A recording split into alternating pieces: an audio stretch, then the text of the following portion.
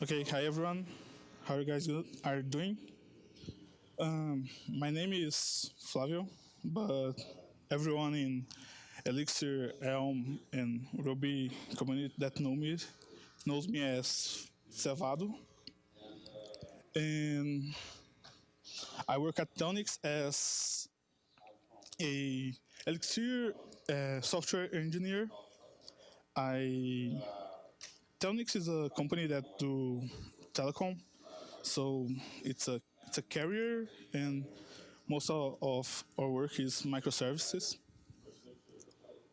And I was to talk about Elixir GenServer, understanding the Elixir concurrency model, but I I decided to change that because I saw that some people. My idea is to show the gen loop that it's actually how you keep the state in a process in Elixir, and to show the tools that the environment give you to handle that, and how the gen server abstracts that to help you to see so you write less code. But I saw that were some talks that do exactly that, and a lot of talks, a lot of videos explaining gen server. And even in the Erlang documentation, we have a structure of something like the loop, and how it be implemented in Erlang.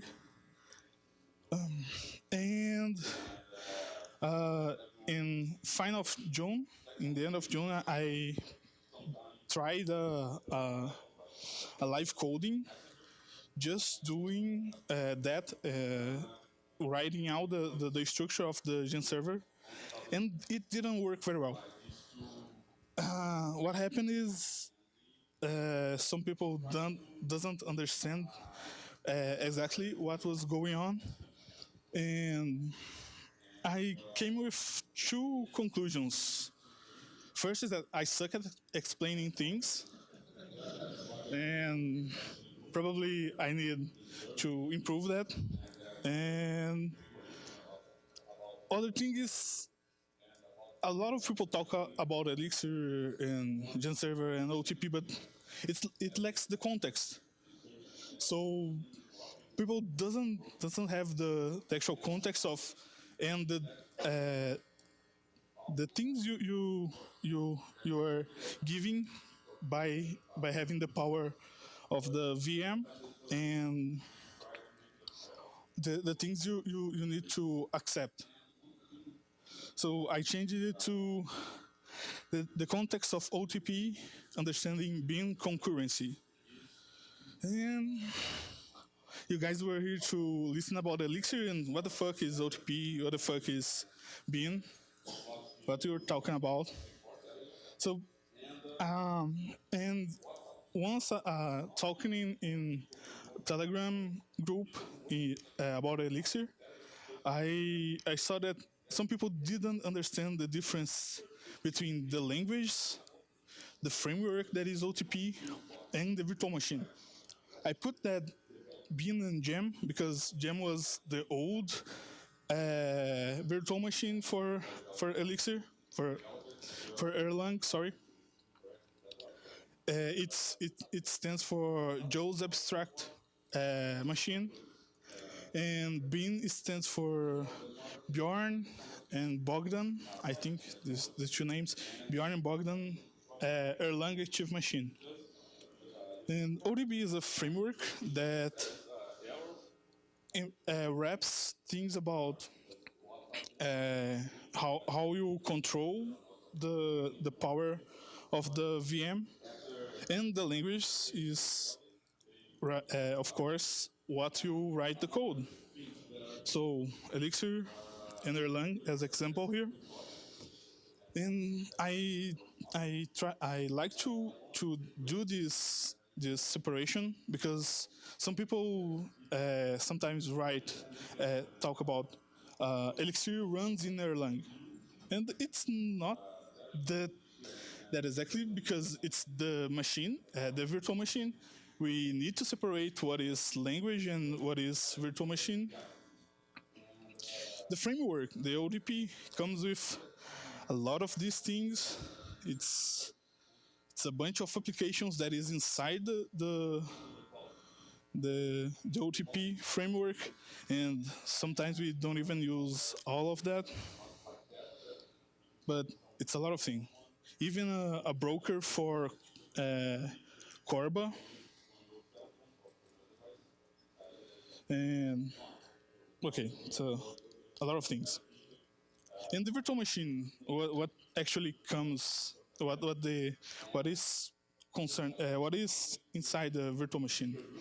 The virtual machine is basically, besides other things, it's a structure to build concurrent and fault-tolerant applications, and it does that by having a scheduler that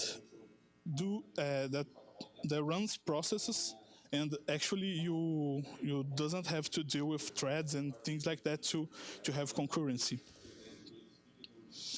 And well, I was here to talk about context, right? The Elixir page shows this first message to introduce itself, but let's take a closer look here. And I actually see that Elixir is a scalable and maintainable. It's for building scalable and maintainable applications that is building on top of Erlang VM, and it's for running low latency tests, distributed and fault tolerant systems. And well, it's the context of Elixir. Elixir it's already saying it's on top of Erlang VM. What is the context of Erlang?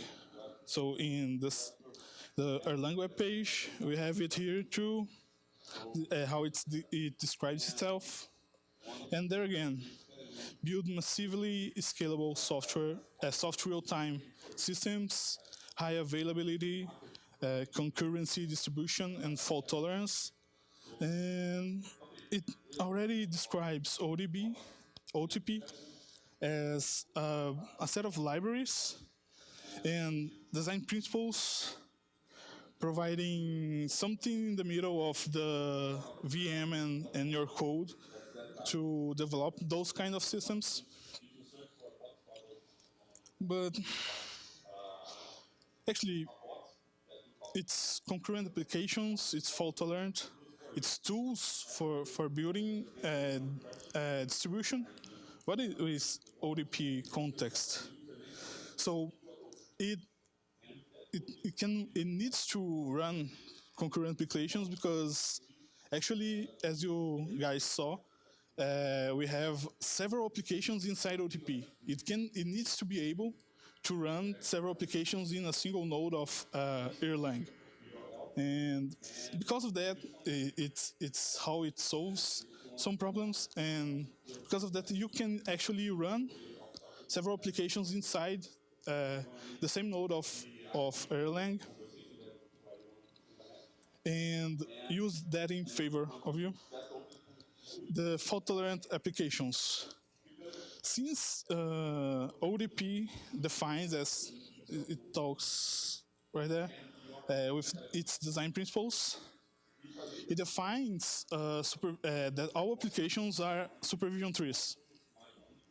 And defining that, the supervision trees is a way to, is a behavior, so it's a designing process that you use to keep your application running in any scenario of error. And if it's in a scenario of error that your application should break, it will break. And the tooling that comes with Erlang, with the OTP framework is all to enable you to communicate even directly with other Erlang Erlang node, other Bean node, or even I don't know Java node. That since it works with Corba, it relies on Corba. It can communicate. Doesn't matter if it's Erlang or not, because it has, I think it's Arbor, the application that do that broker communication. But okay, I didn't show you guys the supervision tree. Supervision tree, I took that image from the Erlang documentation. I'm trying to keep to the documentation so you guys can follow that to there. And the supervision tree is a way to have workers that define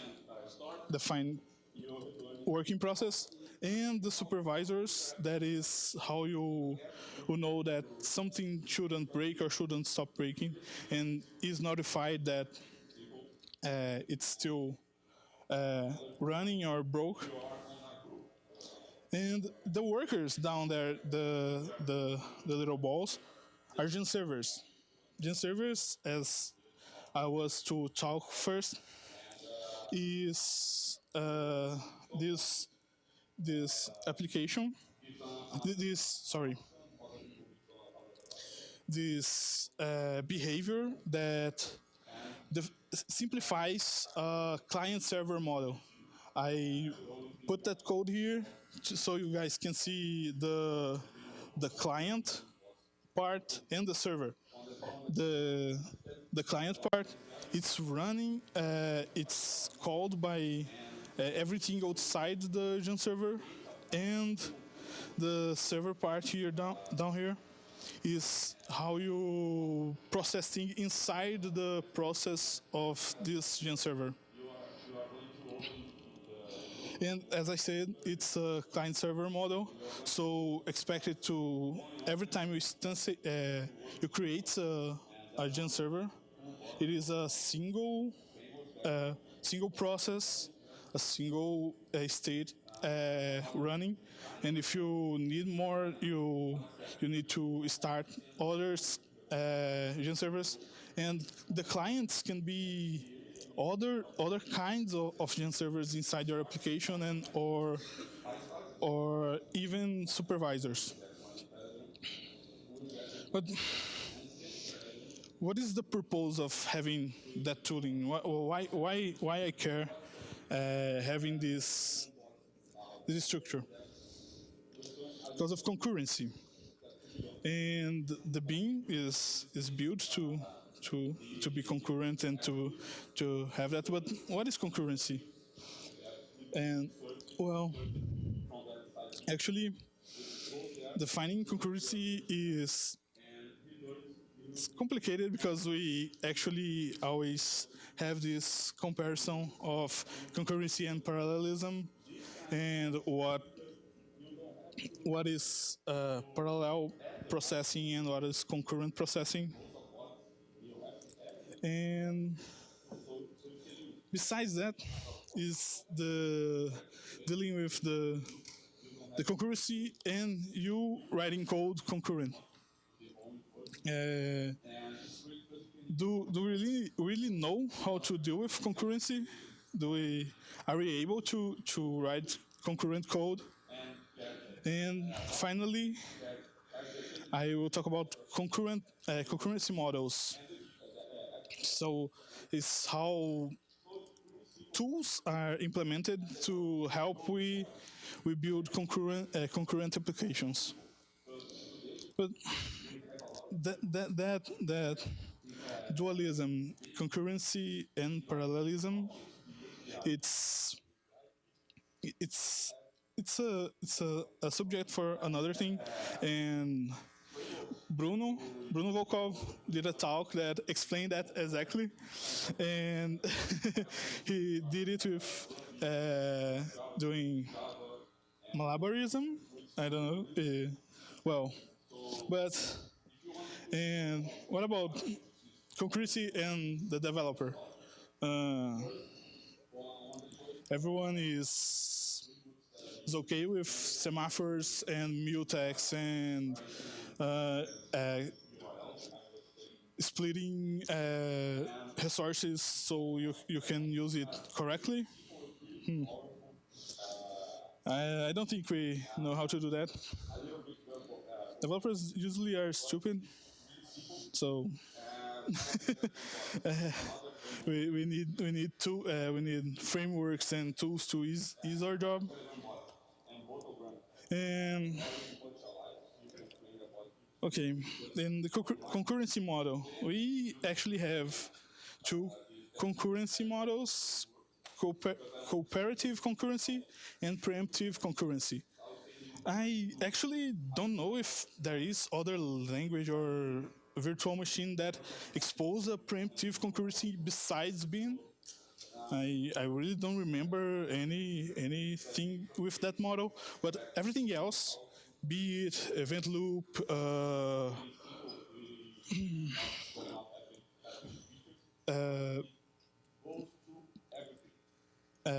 go routines, all that is cooperative because you need to say when you want to stop working and you need to say when your work is done. And actually in a preemptive concurrency, you don't worry about that. The VM handles that. So what is the problem with cooperative concurrency is that devs don't know how to handle semaphores or share anything or share resources or execution time. So okay, you're gonna trust that guy that he gonna do his work and do it specifically thinking of others. But if you need like real-time applications, you need that kind of control. You need to be in control of how long your application will be running, how long this actual flow of process will be running. But you don't have that with preemptive concurrency. That's why in their Erlang description, they say soft real time, because it actually, since who controls what process is the schedulers,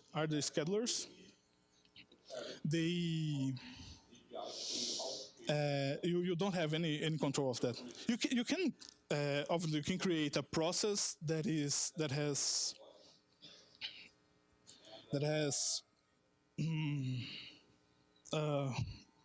forgot the word.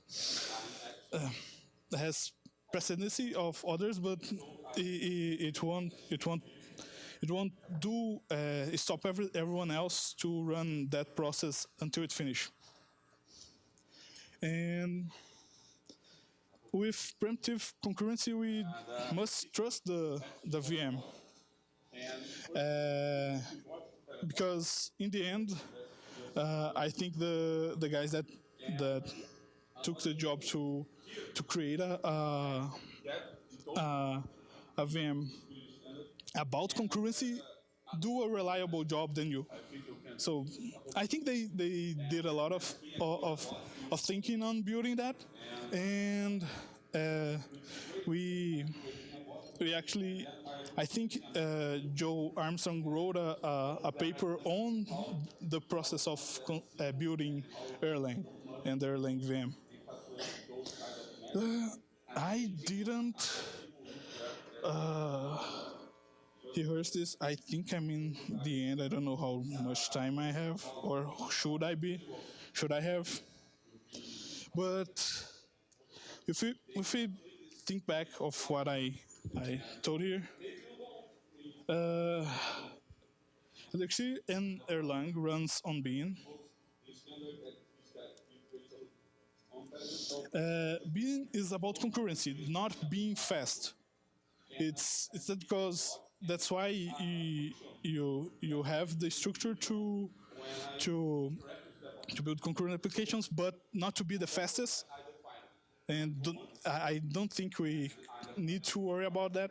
We better should worry about having a good environment to do your work. OTP is a bunch of tools to use Beam correctly. So other than just applications and tools and things to use Beam, it has design principles, so you can use it correctly. So use the way the virtual machine was think to work. Although people say GenServer is a actor model, it was firstly thought as a client server model, and just happened that actor model looks like a GenServer and things like that.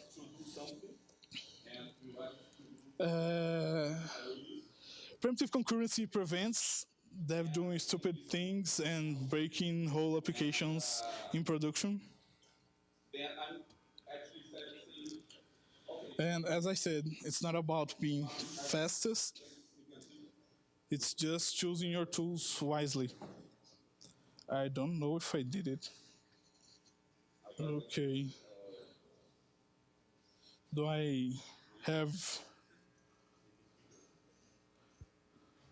Oh. Okay, I did it faster than I expected because I finished.